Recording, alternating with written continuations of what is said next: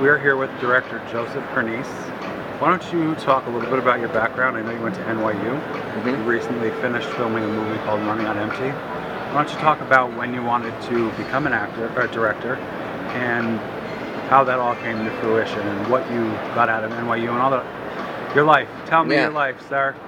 Well, being a director is something that I always wanted to do.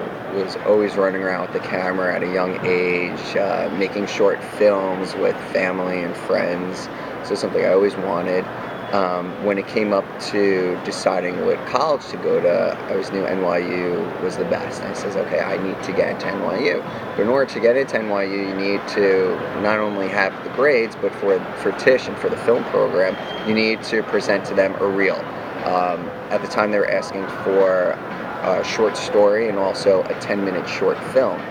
And the high school that I went to, although it was great, did not have any film studies like most high schools do now.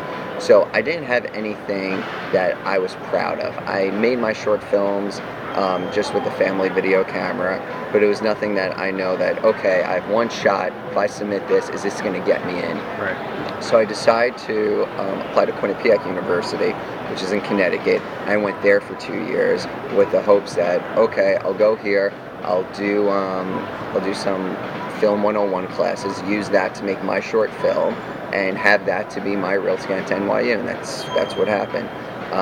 So going into my junior year is when I started NYU, and it was with the film I made at Quinnipiac.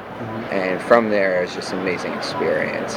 I started with, which I'm not sure if the class is still there, but they called it the Marty Scorsese of classes. It was sight and sound film, and I was taught we shot on film, we shot on 16 millimeter, and we edited on Steenbecks, which was flatbed editing all by hand. And I made 5 short films there, and that was in the summer program.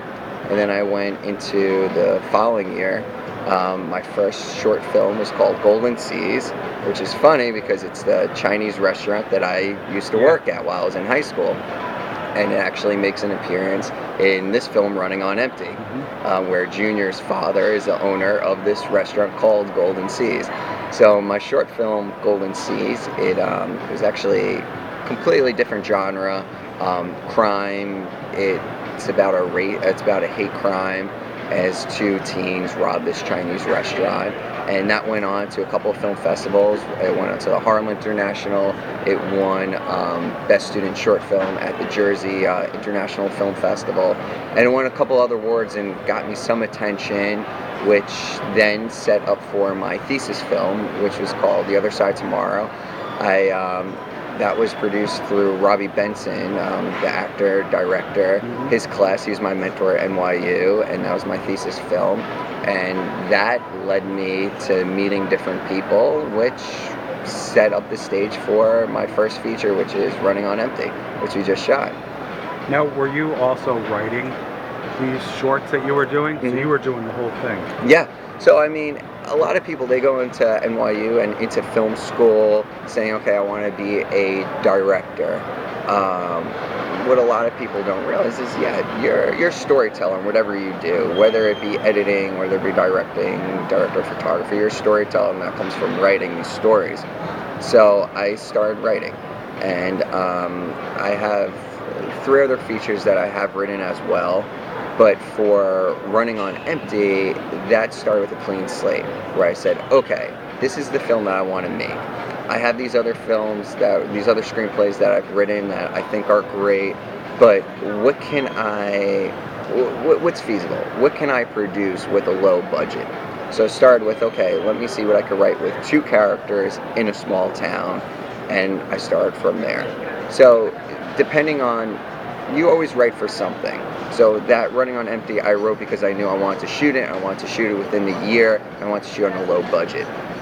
Other films I've written because I said, oh, hey, maybe I could sell this one day, or maybe I could shoot this one day down the line. And another one, hey, I just want to write this because I like it, and I like this story, and it's just taken off. And that one, the one I'm mentioning, which I hope to be my next project, been developing it for a year, writing it, actually I would say over the course of 2 years.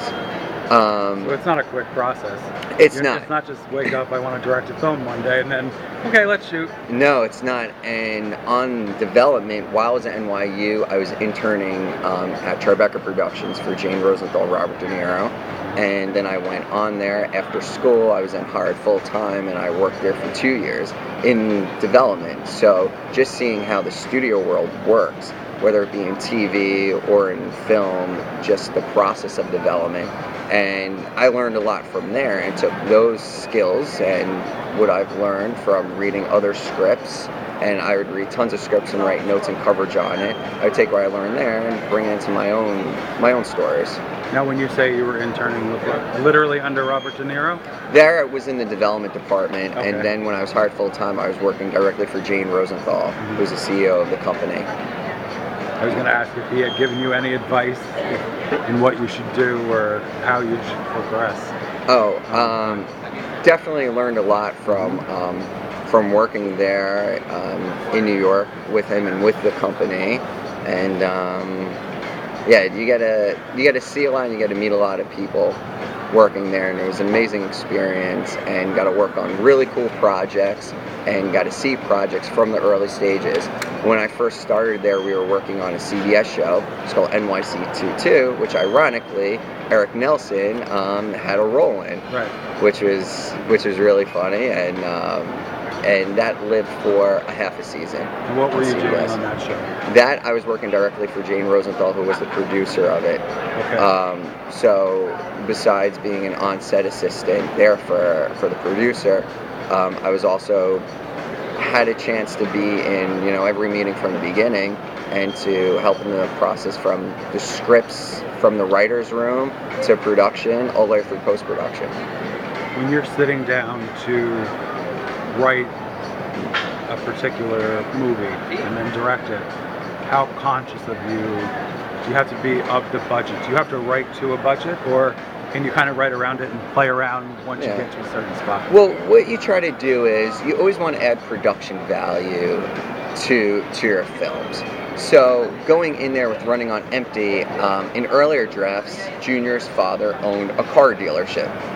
I'm like, okay, so aesthetically, how is a car dealership going to look? And also, where am I going to get a car dealership from? I could go out and get one. I mean, we could talk just how we got different locations. We went up to them, explained that we're doing a low-budget film, who's in it, and so many locations were so helpful with it, from Bella Vista Country Club to Manalapan Diner to Golden Seas Restaurant. But what I did was, okay, I know I can get a Chinese restaurant. I shot there before. I know I could use Golden Seas, and I could use the name as well.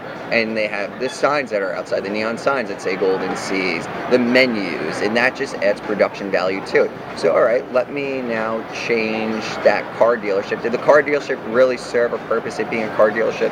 No. The restaurant now, hey, this can look great. Now, how can I make this work within the story and make it seem like it's relevant to some of the themes? Oh, Junior is a runner. Runners are always in shape. Oh, his father owns an Asian fusion restaurant. The greasy food, the MSG. Let's play with those things inside the film now, and it just adds more value to it. Same thing with the montage sequence. Okay, it would be great to see them run on a golf course. Hey, it'd be awesome if we could do it at a country club. Let's call it Bella Vista. It's beautiful there. And now we have Junior running on this great golf course that we had all to ourselves, all these holes, and it was great. Now, for your next project, you started talking briefly about it. What's your time frame of when you want to start shooting? Well, for that project, I mean, there's so many different elements to put into play, and I do have multiple scripts lined up. For this particular one, I mean, it's always great to be able to come off one film and to be shooting the next one before the previous one was released. Right. So I plan to have Running on Empty ready for the film festival circuit in spring, in which that's when the submitting process would be. Possibly could be seen in some springtime festivals or summer festivals, or we have just been playing it safe by saying September release. It'll go to the film festivals. It will also be seen by a couple of distribution companies early on in the process before it's even out to festivals. and we'll see from there. We'll see if it gets a theatrical release. We'll see if it goes to video on demand or Netflix. But you never know. What advice would you give to people who are your age when you first really became involved? I mean, you've gone on to do impressive things with NYU. People, it's hard to get into NYU. It's not piece cake. What advice would you give to them in pursuing this as an actual career? And you knew from an early age, but what if they're just coming into it and deciding after high school they want to do it? I would say, one, it's not going to be easy, and it's not all fun and games, and everyone has a different story. I mean, you look at some big directors now in Hollywood, like Brett Ratner. He went to NYU. Out of NYU, he started directing music videos for Russell Simmons, and when he was 26, he directed Money Talks, which was a huge studio film at the time. It seems like now time has changed. Technology has changed as well, where more filmmakers are turning toward YouTube. In 2007, when it was like, what's really YouTube? And people thought, oh, that's just to put funny videos up. Now it's a new media. It's a way for filmmakers to get their films out there, and there's also quality work on there too. There are big filmmakers and big producers that are putting real stuff on YouTube. When I say real stuff, I'm talking about films and TV shows with budgets, with A-list talent involved in front and behind the camera. Union people are working on YouTube videos. I think it's important because there's not as much work going around, so whatever work they can do, you have especially to do. because it's a legitimate medium now. Well, and that's the thing. You have to be able to use what you have and to tell your story. And it doesn't matter if you're doing, I mean, everyone has access to, I shouldn't say everyone, but it's easy to get access to a Canon 5D, like a Mark II or a Mark III, that some professional films have been shot on, that you've seen in theaters and commercials. And you can go to the store, you can go to B&H, you can buy that camera and buy a tripod and just shoot. So just tell your story with the camera and put it out there. Also with writing, you just got to keep writing, and you write what you know. And although I didn't know anything about cross country or running, but I knew how to tell a story with few characters around a location, and to put in those themes and elements that I wanted to get that underdog story. So where I may not have known how to write a cross-country film or about a track star, because I wasn't a track star, I knew how to write an underdog story. So when you say write what you know, it makes the audience believe it more. So for those young filmmakers or filmmakers starting, just keep at it. And when you write things, just keep writing and sending it to everyone you know. And when you make these films, who knows? You can have 100 people that hate it, but that 101 person, that one person may like it, and that may be the person that helps you get your next project off the ground. Thank you so much for taking the time for doing this. It was great and very informative. Thank you.